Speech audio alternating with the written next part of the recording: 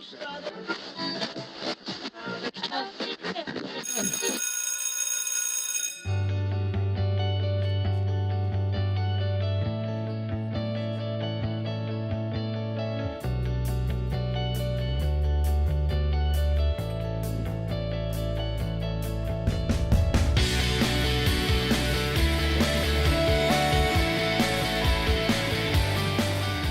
puis surtout l'organisation d'abord de la journée. On s'arrêtera ce matin à 30. Un petit coup, on avait annoncé, on voulait un petit moment convivial à la fois pour se retrouver. En plus, on est en fin de période, c'est plutôt bien et Gracia est fréquentée ce matin, c'est bien.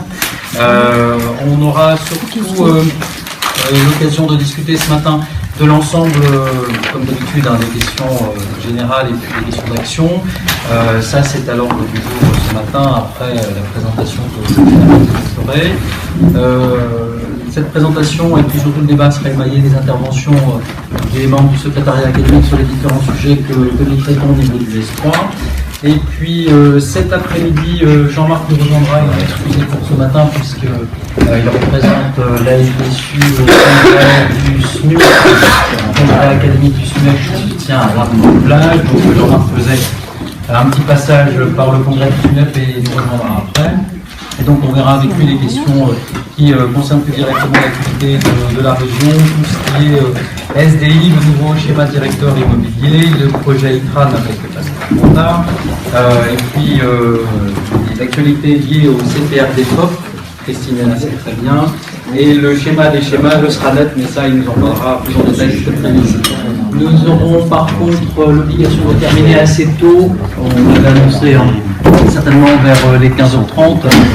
D'une part parce que nous avons un groupe de travail au rectorat qui a été décalé à notre demande de 14h à 16h. Je crois que Mathieu, Martin et moi partions et Frédéric partions au rectorat à 16h pour le groupe de travail sur les POP, qui est opérationnel du programme. Un groupe de travail qui est le tien, qui pourrait nous expliquer le budget académique 700 €.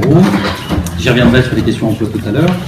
Et puis, beaucoup de militants ont averti qu'il y a des conseils d'administration ce soir, des heures d'information syndicale à Plérin par exemple, CDEM dans le 56. Donc, c'est plutôt finalement une bonne chose que nous terminions pas trop tard cet après-midi. Sur des programmes sur l'éducation des uns et des autres, c'est la priorité au premier degré et le recours à plus d'autonomie des établissements, à l'exception, c'est vrai, du programme de Mélenchon et de la France Insoumise. Le SNES et la FSU vont marquer, en tout cas, les esprits par une campagne d'opinion, on l'espère, sur la fonction publique, le respect des métiers et des missions, et plus particulièrement pour le SNES sur l'unité du second degré et l'élévation des qualifications pour tous les jeunes, notamment avec une scolarité obligatoire portée à 18 ans. C'est d'ailleurs l'enjeu du colloque lycée des 29 et 30 mars, donc un colloque lycée organisé par le SNES national.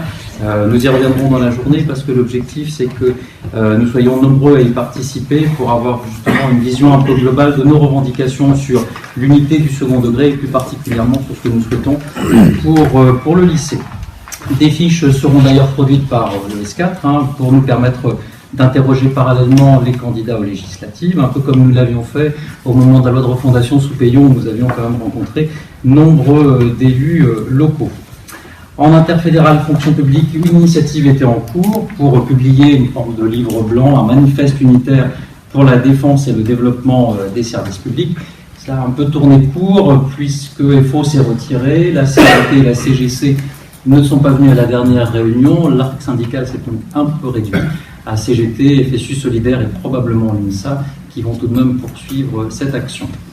Dans le même temps, la CGT, FO et Solidaire appellent les personnels des trois versants de la fonction publique à faire grève le 7 mars. C'était initialement une journée à l'initiative des fédérations dans la fonction hospitalière. Il n'y avait pas une volonté affichée d'élargir à d'autres secteurs. Malgré tout, le 7 mars a été étendu à toute la fonction publique, entre autres pour dénoncer les mesures PPCR. Donc la FSU, dans un premier temps, n'était pas opposée à l'idée d'une journée d'expression des personnels ce 7 mars, mais de fait s'est retirée de cette action puisque CGT, FO et Solidaire ont axé vraiment sur PPCR.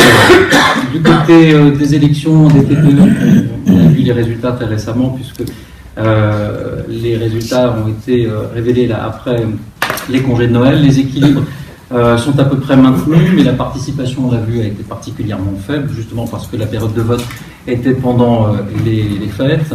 L'UNSA progresse tout de même assez nettement. Il faut reconnaître que leur stratégie de développement dans le privé commence à fonctionner. En tout cas, ce syndicalisme utile et pragmatique, comme ils se définissent, séduit aussi nos collègues. C'est vrai que dans l'académie, l'UNSA n'a jamais réussi à s'implanter. Nous n'y sommes pas directement confrontés. Pour autant, nous devons être attentifs et vigilants lors des élections professionnelles de décembre 2018. Mais d'ici là, nous aurons d'autres élections en décembre prochain, suite à la création du corps des psychologues de l'éducation nationale. Solène y reviendra tout à l'heure avec Christine, notamment parce que cette victoire syndicale n'est pas encore totalement aboutie. Il y a nombre de sujets sur lesquels nous devrons rester particulièrement attentifs.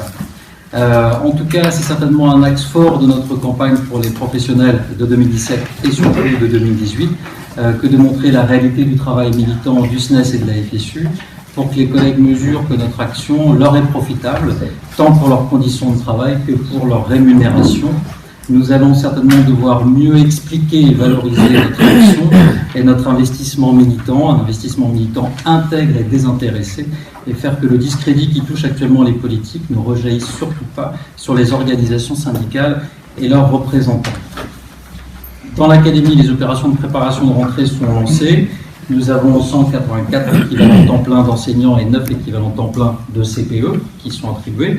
Ces dotations positives sont, hélas, à relativiser. D'une part, parce que chez les CPE, tous les emplois ne seront pas implantés, alors que les besoins ne manquent pas. On a tout de même 7 collèges qui sont sans CPE et plus de 35 collèges de plus de 600 élèves qui n'ont qu'un seul CPE, mais Pierre y reviendra dans le débat.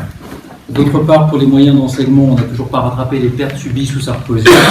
En effet, depuis 2008, l'Académie a gagné plus de 15 700 élèves dans le second degré public, et nous chiffrons à 600 équivalents temps plein le manque de postes pour retrouver le taux d'encadrement de 2008. Il faut aussi observer ce qui se joue sur le privé, qui gagne des élèves depuis 5 ans dans les collèges, sous l'effet d'un réseau très dense dans certains départements, évidemment le 29 et surtout le 56, face à un réseau public particulièrement fragilisé. Le communiqué de presse d'ailleurs de l'ES3 que nous avons utilisé en janvier a eu quelques échos et a permis de faire entendre que la fuite vers le privé, dont a parlé le recteur, ne pouvait pas seulement s'expliquer par la réforme du collège, même si les derniers événements, notamment ce qui s'est joué sur la classe bilingue de Plouer-sur-Rance, on y reviendra avec le 22, montrent quand même que le privé a beaucoup de liberté dans l'application de la réforme du collège. À la rentrée, donc en collège public, les effectifs remontent, mais encore légèrement, mais la hausse est surtout importante dans le privé en collège. Les collèges de l'académie donc vont gagner à peine 35 équivalents temps plein pour financer le quart d'heure manquant des 3 heures de part libre. Pas de quoi améliorer le sort des enseignements fragilisés par la réforme, ni les conditions de travail des personnels. L'épuisement et le ras-le-bol des équipes sont d'ailleurs perceptibles partout, et la résistance à laquelle nous avions appelé les collègues s'est muée parfois en une forme de repli, mais un repli surtout pour tenir bon, tant les difficultés sont importantes au quotidien. Les injonctions sur le LSU, sur les compétences à valider pour le socle, sur le nouveau DNB rajoutent aux tensions, et Frédéric y reviendra tout à l'heure. En lycée, les progressions d'effectifs se tassent un peu, mais les 108 équivalents temps plein attribués ne permettront pas non plus d'améliorer véritablement le H sur E. On peut d'ailleurs se demander comment les 29 emplois qui arrivent en lycée pour l'expérimentation des bacs pro en BTS et 4 emplois sur les lycées professionnels arriveront réellement dans les classes de STS, puisque les DGH sont globalisés, pré- et post-bac en lycée. Donc on sait que ces moyens iront prioritairement pour l'ouverture de places, a priori 200 places sur le réseau public, 20 places dans le privé mais qui ne sont pas financées pour l'instant. Ces places donc supplémentaires, mais on peut s'attendre à une augmentation des effectifs par classe de BTS avec l'optimisation de la gestion des places vacantes. Des questions restent pour l'instant encore en suspens. Quel rôle pour les équipes de BTS au moment où les conseils de classe du premier semestre vont donner des avis? Quels moyens pour accompagner ces jeunes bac pro en BTS? Et surtout, quel jeu sera celui du privé qui fera certainement tout pour préserver des BTS haut de gamme, comprendre par là des BTS sans bac pro. Je finirai avec les dossiers en cours. Mathieu reviendra sur les travaux du CHSCTA, mais on avance assez bien en lien avec les CHSCTD sur la question des personnels itinérants et on complète actuellement les visites sur la problématique de l'inclusion scolaire. Sur le décret non titulaire, les discussions avancent aussi franchement bien avec le rectorat. Joël fera un point d'étape après le GT numéro 2 que nous avons eu et avant le GT numéro 3 du 16 mars. À noter que nous avons obtenu un GT spécifique pour les collègues AESH sur la question de la rémunération, du temps de travail, de l'évaluation et de la formation.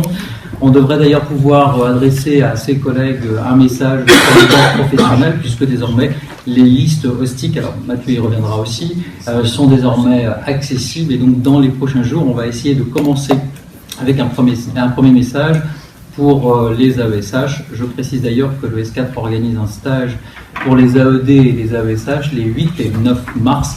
Ce serait bien que nous ayons des militants, peut-être directement concernés, donc des AED et des AESH, qui s'inscrivent sur ces 2 jours. Ce n'est pas simple.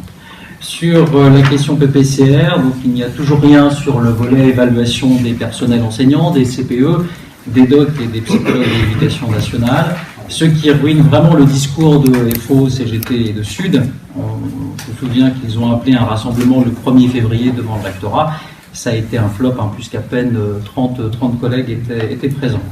Ce qu'on perçoit, nous, c'est aucune hostilité des collègues lors des heures d'information syndicale nombreuses organisées sur ces sujets, qui sont en plus suivis de nombreuses sollicitations individuelles.